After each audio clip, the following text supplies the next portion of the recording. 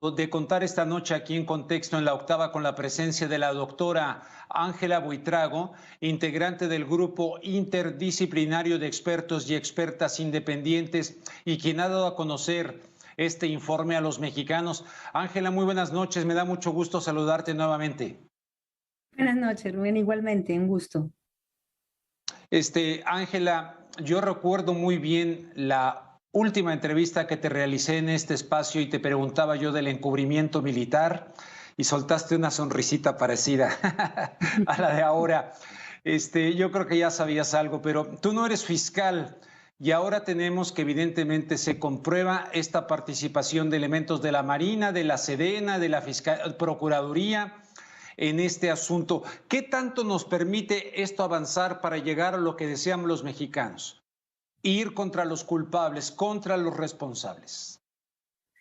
A ver, yo creo que todo lo que contribuya a esclarecer la verdad nos ayuda a avanzar, pero sobre todo a limpiar el panorama de cosas oscuras, no ciertas, y sobre todo elementos que ya se han confirmado que entre otras son falsedades.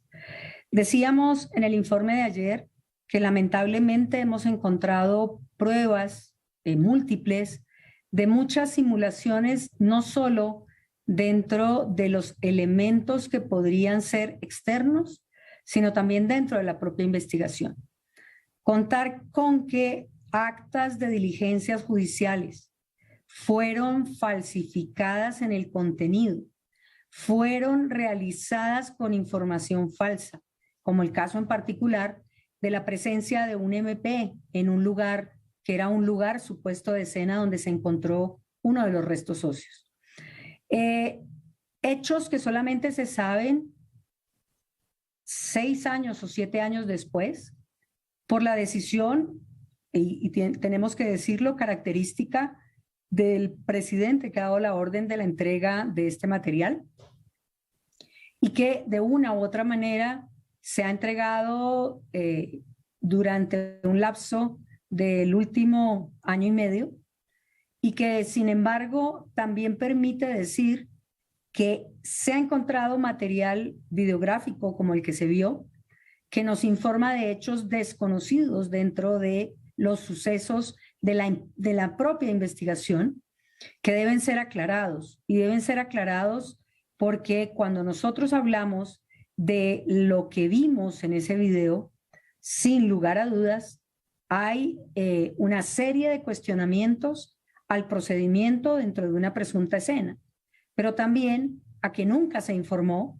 y llevábamos 7 años sin saber qué había pasado en esas primeras horas en donde el basurero de Cocula se convirtió en el escenario definitivo para la administración de la PGR anterior. Creo que este hecho y los otros hechos también mencionados en el informe, que se allegan algunos documentos por parte de la institución militar y otros son obtenidos por la apertura de los archivos que de manera inédita se ha dado durante esta administración, genera también el entendimiento de que la información que se recabó habla categóricamente del conocimiento que se tuvo del segundo a segundo de lo que hacían y dejaban de hacer los estudiantes. El segundo aspecto de las conversaciones o mensajes entre el crimen organizado, que permite establecer incluso las conversaciones que hacían alusión a la existencia de 17 personas dentro de lo que denominaron la cueva por parte de miembros, al parecer, del crimen organizado. Incluso estos elementos permiten decir que por eso es tan importante contar con toda la información que nos pueda llevar a atar esos pequeños espacios para saber también lugares, presuntos responsables, horas, días, que nos permitirían también trabajar en este contexto. Creo que eso es lo que te puedo decir, y frente a eso la responsabilidad pues tiene que ser indagada por la justicia de las personas que no solamente participaron en los hechos, sino que modificaron, adulteraron, y es claro que la Fiscalía y la unidad en particular especializada que tiene este caso ha ejercido las acciones correspondientes contra los presuntos torturadores, contra las personas que realizaron documentación falsa, contra las personas que inventaron llamadas anónimas, contra las personas que generaron toda una información que no tiene ninguna realidad.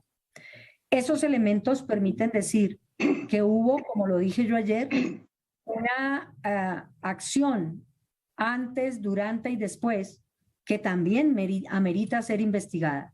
Porque no solamente la responsabilidad de los autores y partícipes en el momento de la detención, desaparición de los 43, de la ejecución extrajudicial de los estudiantes que murieron en la Juan N. Álvarez, de los heridos y de los muertos también de los avispones, de los lesionados en la vía Mezcala y la muerte de Doña Blanca en la vía Mezcala, sino también lo que significa que no se haya entregado información y se haya entregado también información falsa que ha permitido la desviación de una investigación.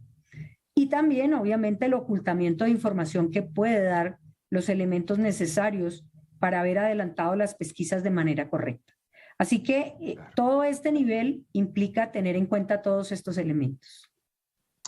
Ángela, si antes la verdad histórica había sido destrozada, ahora la llamada verdad histórica la han hecho polvo, absolutamente.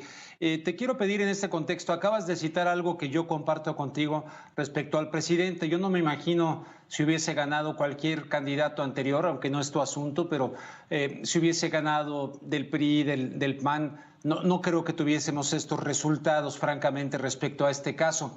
Aún así, por ejemplo, el senador independiente Emilio Álvarez y Casa dice que el presidente le está regateando la verdad al pueblo de México sobre este caso. ¿Tienes alguna opinión sobre esa postura? Mira, yo te voy a decir lo que yo he visto, lo que yo he sido testiga, y creo que a todo hecho debe haber una verdad, y yo correspondo con la misma lealtad a la posición que yo tengo en la vida. Las cosas son como son y punto. Yo lo que he visto es una decisión clara de ayudar en este caso, una decisión clara de generar espacios para lograr conseguir información, una decisión clara para hacer cumplir su orden que profirió a través de un DOF en el 2018. Y esto lo veo categóricamente cada vez que vamos y le decimos nos han retrasado esta información, no nos han permitido acceder. Así que las conclusiones, yo no me meto en política, lo mío es lo claramente jurídico. Desde ese punto de vista menos voy a criticar las posiciones políticas, no me interesa. Pero lo que yo sí puedo decir es que tanto él como Alejandro Encinas han hecho hasta lo indecible para conocer los hechos. Hay una resistencia, y una resistencia producto también de muchos años en donde se dijo que nada de esto podía salir, que nosotros como extranjeros no podíamos hablar con fuerzas militares, que lo que pasa es que nosotros veníamos a generar una reacción en contra de las fuerzas militares. Nada más alejado de la realidad.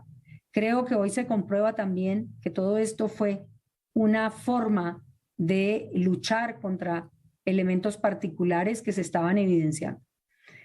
Sobre esos supuestos, yo creo que es importante entender que no es fácil, y lo digo también por la misma unidad de la Fiscalía Especializada que está trabajando en este caso, de resurgir de las cenizas. Una investigación hecha polvo por la tortura, por las falsedades, por las destrucciones, por los ocultamientos, por las mentiras, es rehacer todo el camino. Y con esta evidencia, aún más. Lo que permite también decir es que esto es un punto de quiebre bien interesante entre modelos estructurales que llevaban a patrones de comportamiento que en muchos casos pueden verificarse o deberían verificarse en las actuaciones de las instituciones de justicia y de todas las instituciones del país. Pero negar la realidad, yo tampoco estaría dispuesta a hacerlo.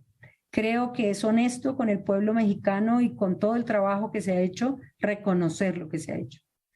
Y desde ese punto de vista tampoco estaríamos acá si en este punto, si no estuviera la voluntad, que entre otras ha sido también una voluntad tesonera, como decimos nosotros en mi país, que ha combatido la posibilidad o la reticencia en muchos casos. Ángela Buitrago, pues yo como mexicano te doy las gracias por lo que estás haciendo para que se descubra este asunto que nos implica a todos. Te agradezco mucho tu participación esta noche.